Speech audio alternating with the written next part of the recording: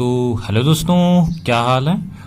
Basically आज हम लोग बात करेंगे कि जो फ्लाई ऐश ब्रिक होता है हमारा, उसमें मतलब के एडवांटेज क्या क्या हैं और फिर उसके बाद में डिसएडवांटेज क्या क्या हैं और किस चीज़ से मिलके बनता है, मतलब कितने रुपए लगते हैं। ठीक है, तो ये सारी चीज़ें हम आज जानेंगे। तो सबसे पहला है कि जो फ्लाई ऐश ब्रिक है वो किस चीज़ से मिलके बनता है। तो इसमें फ्लाई ऐश जो है वो 60% के आसपास में होता है और सीमेंट होता है, सैंड होता है, लाइम और फिर उसके बाद में जिप्सम।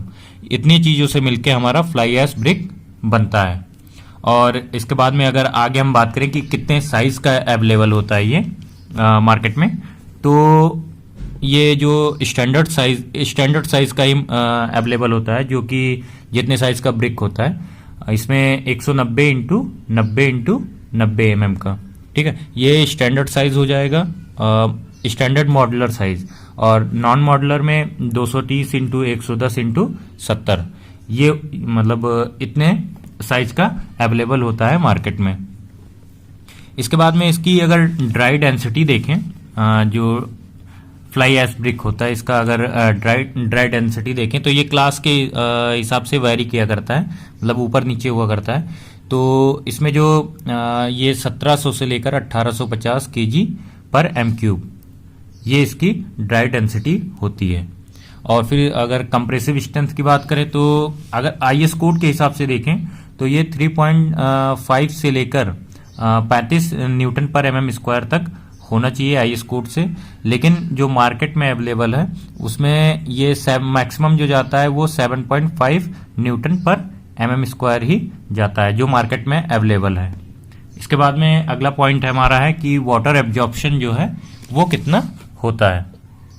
जो मतलब AC फ्लाई ऐश ब्रिक है उसमें जो वाटर एब्जॉर्प्शन है वो कितना है। तो जो भी उसका वेट होगा, मतलब कि 2.5 से 3 किलो के मतलब एक ब्रिक होते हैं, उसका 20% से ज़्यादा नहीं होना चाहिए। और जो अगर थर्मल कंडक्टिविटी जो होती है वो 0.3 से लेकर 0.4 W पर MK होता है।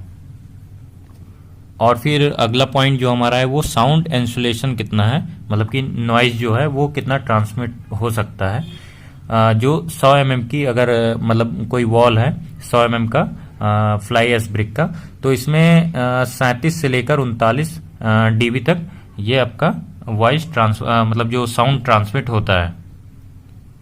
फिर जो अगला पॉइंट हमारा है कि एफिशिएंसी इसकी कितनी होती है।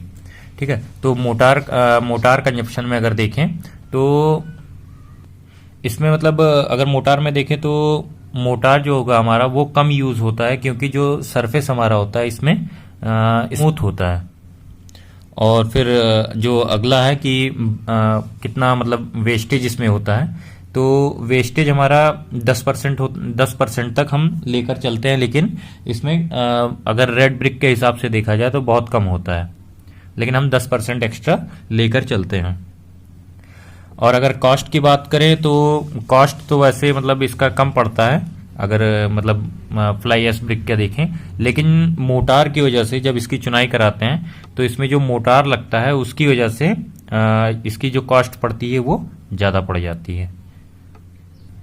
और जो अगला पॉइंट हमारा है कि इसका वेट कितना होता है, तो इसका जो वेट होता है ये 2.6 kg कम से कम एक उसका एक ब्रिक का होता ही होता है। और इसको हम यूज़ करते हैं, जनरली यूज़ करते हैं कि जो डेड लोड होता है हमारे बिल्डिंग का वो रिड्यूस कर दे, अगर रेड ब्रिक के कंपैरिजन में अगर देखा जाए तो बस दोस्तों यही छोटी सी वीडियो थी।